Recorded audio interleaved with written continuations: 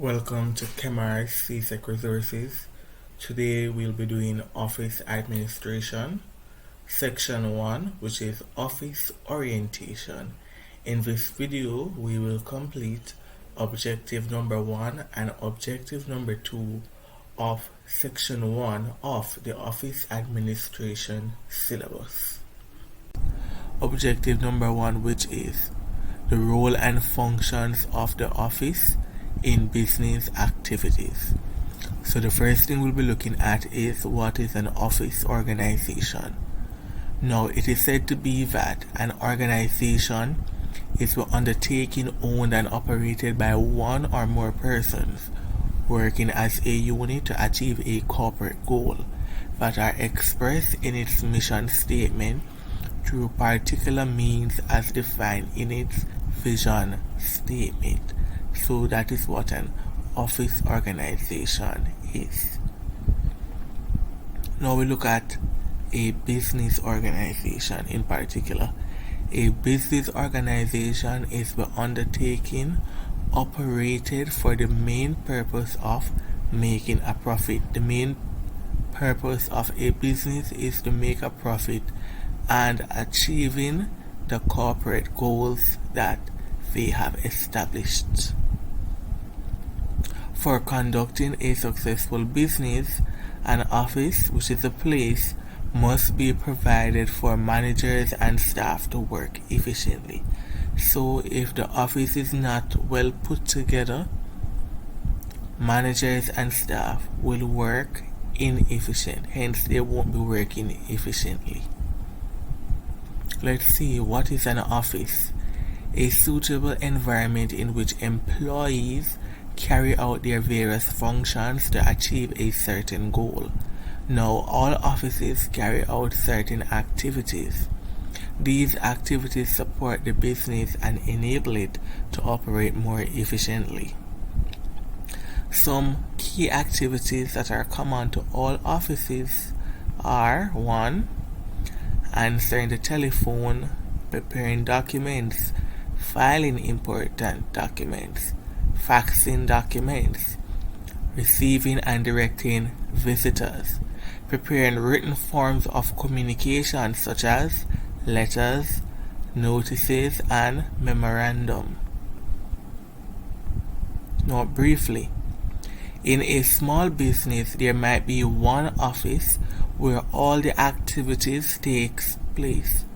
In a large business, the office is divided into different departments and specialists are hired. Now the roles and functions of the office. The roles and functions are the production of goods and services, distribution of goods and services, the exchange of goods and services, collection, processing, and preservation of data, which can be done manually. It can also be done electronically. Dissemination of information, organizational management, and legal control. So, production of goods and services. The office assists with the production of goods and services by communicating instructions to individuals or the departments such as purchasing department, the sales department, marketing, and the distribution department. Now the production process. This is the 3 parts of the production process. We have first the input. After the input, first we have the input, then we have processing, manufacturing, and construction, then output. So the inputting of the raw materials using factors of production, then processing it, which is the manufacturing and the construction, and then the output, which has to do with the finished product. Some key terms to note.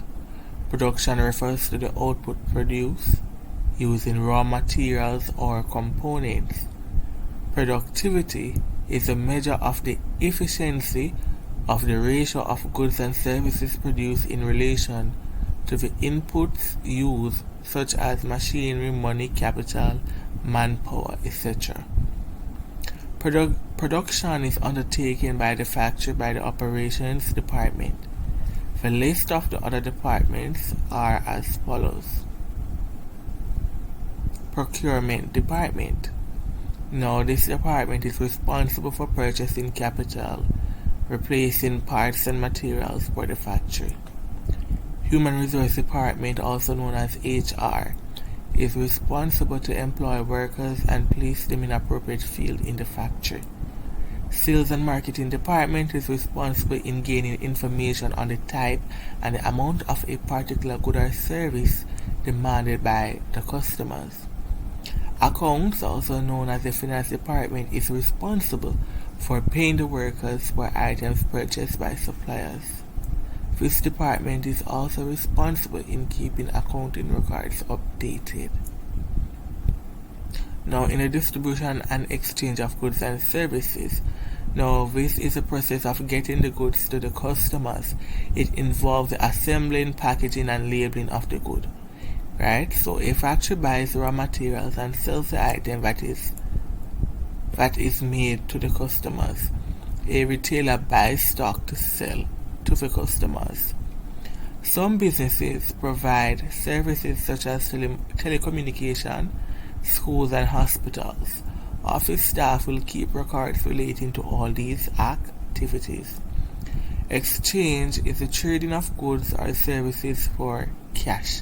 The role of the office is to persuade customers to purchase the product or service and to perform sales promotion. When the channels of distribution, the producer, the agent, the distributor, the wholesaler, the retailer, then the consumer. Collection, processing, preservation, and storing of data, which can be done manually. So collecting information from various departments and transmitting it in an appropriate form to other departments. Information is also gathered from external sources. Processing now the data can be processed manually or electronically into information so that it can be used by staff for smooth decision making. This includes sorting, classifying, analyzing, summarizing, and presenting in a different format. Preservation and the storage now. Information can be stored manually or electronically. As said before, information must be stored safely so that it can be easily accessed whenever it is needed. Now, dissemination of information must be communicated accurately in a timely manner if it is to be useful to the recipient. Once a business has gathered information, it is then disseminated, that is, distributed to various parties or departments. So the organizational management and legal control. This deals with the smooth running of the organization in order to achieve its goal. The persons involved in the organizational management and legal control of an organization are positioned in a hierarchy. They are involved in making business decisions and strategies to be used to earn profits. You have the board of directors. They are responsible for making long-term plans and liaising with senior managers in order to achieve the goals to keep the organization viable. Now, the senior managers, who are the executives, are responsible for making long-term plans and to liaison with middle management concerning the implementation of such plans to achieve the company's long-term goals. We're seeing hierarchy here. Middle managers. They are accountable to the senior managers for ensuring that the long-term plans are broken down into achievable short-term plans.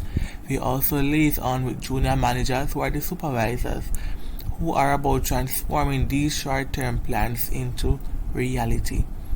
The junior managers, who are the supervisors, are now responsible for breaking down these short-term plans into daily operational activities, into daily, weekly, monthly activities, and ensure they are completed. How can an organization fulfill its legal obligation? They can do so by doing the following.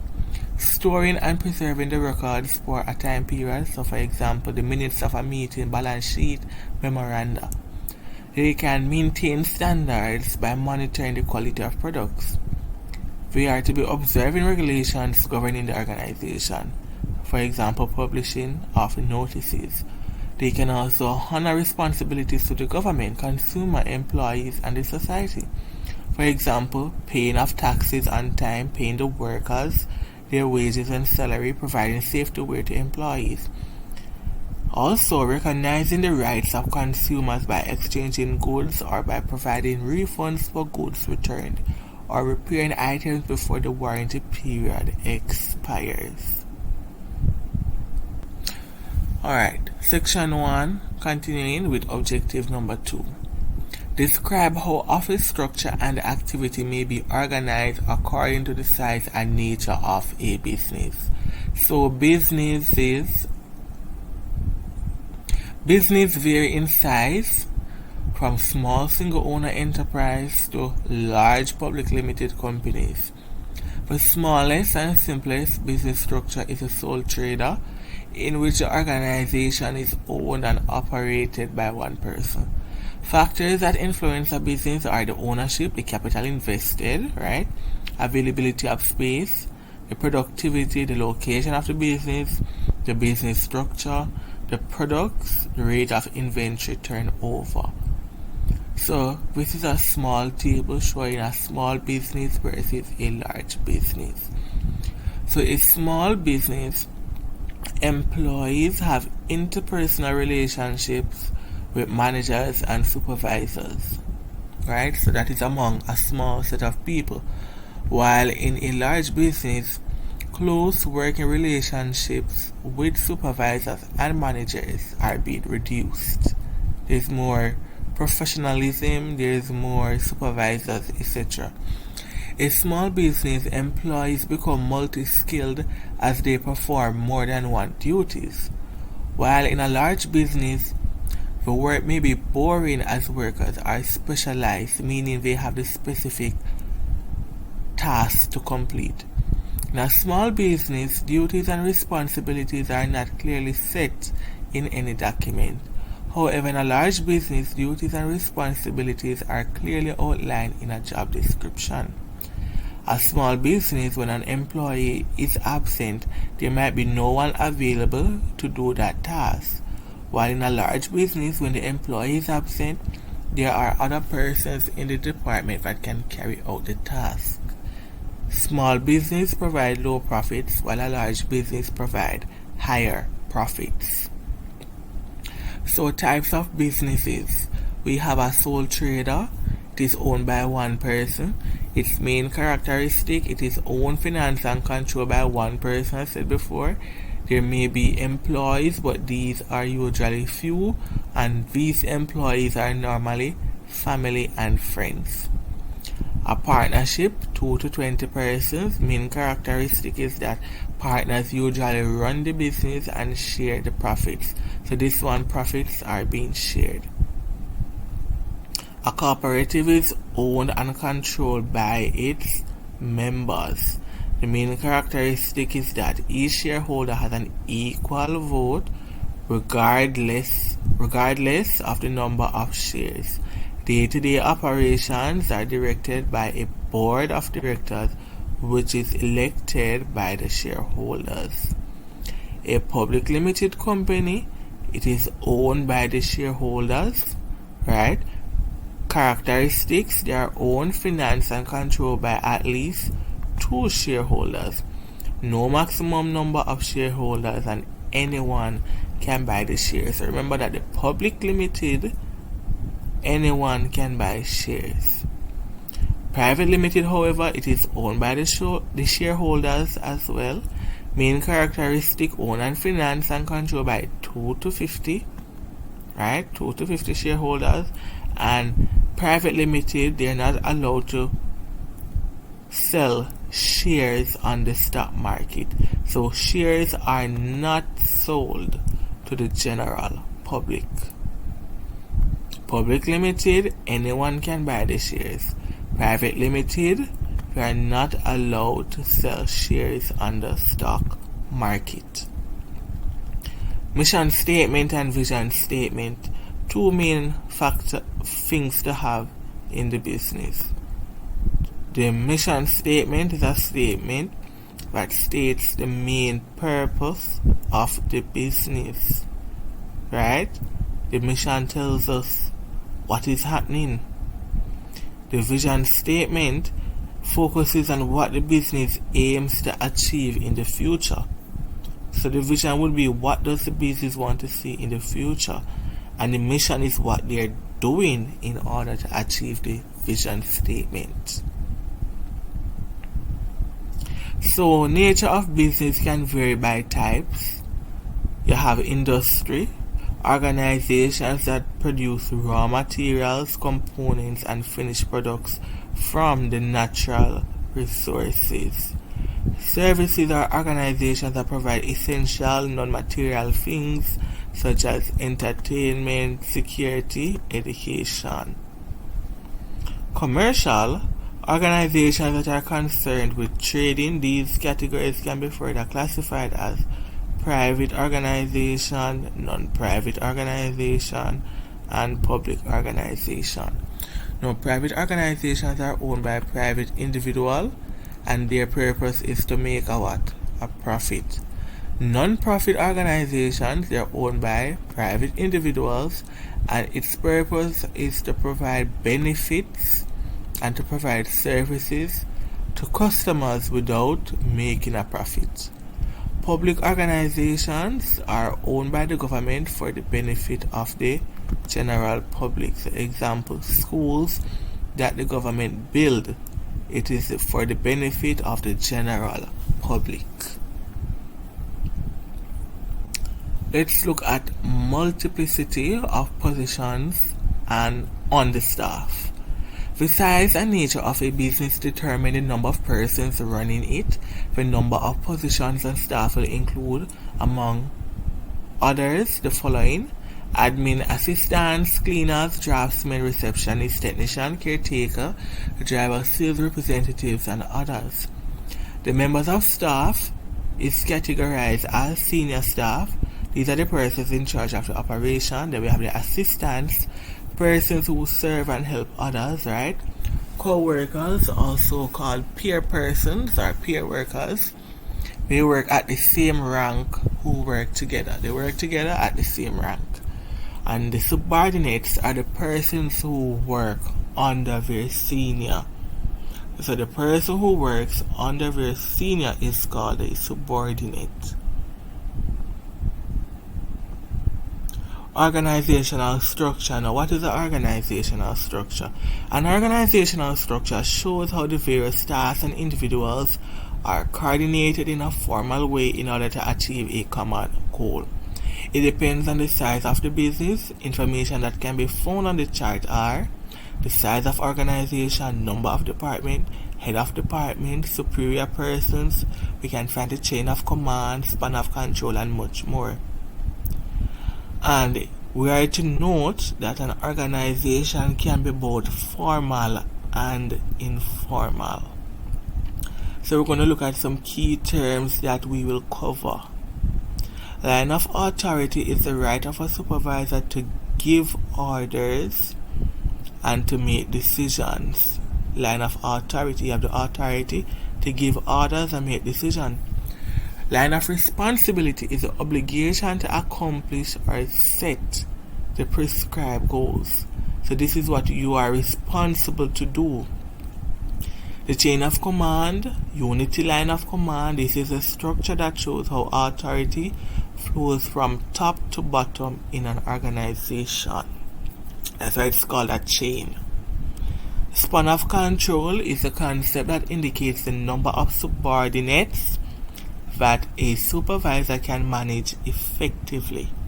We have narrow span of control, wide span of control. When a supervisor manages a small number of employees, it is said that the span of control is narrow.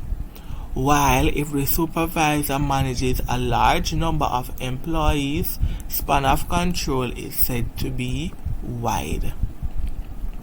Advantages of the organizational chart: it is a visual communication tool, so it makes it easier to understand. It shows what is happening within the firm. Employees are able to verify their position in the business. It can be used as a planning tool when developing or restructuring an organization. Employees are also able to see staff members for whom they are responsible for, as well as to those whom they report to. Disadvantages may include that the charts do not show informal relationship that exists within the business. Right? It does not reflect the changes and growth phases that an organization experiences.